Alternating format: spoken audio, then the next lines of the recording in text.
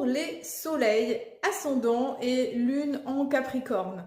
Alors vous avez été quand même beaucoup éprouvé autour de la période de 2020 quand il y avait Jupiter, il y avait Saturne, Pluton qui était dans votre signe et heureusement Pluton est définitivement sorti en 2024.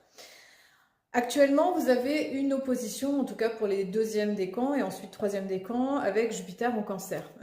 Ça demande justement d'aller équilibrer votre côté extrêmement ambitieux, sérieux, professionnel, qui aime se fixer des objectifs. Ça demande de aussi prendre soin de votre vie intérieure, de votre vie imaginaire, de votre aspect relationnel, familial, d'être vraiment dans le respect et de prendre soin de vos besoins. Ça, c'est quelque chose qui est important, les Capricornes, par rapport à toute cette année qui s'en vient.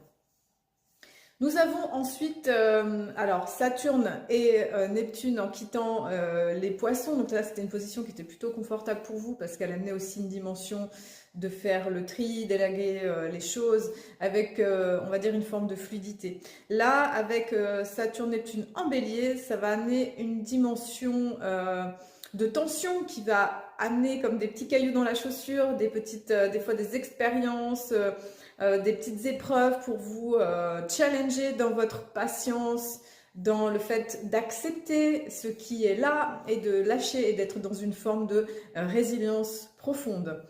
Le nœud sud est actuellement encore en Vierge, ce qui est une position plutôt confortable pour vous.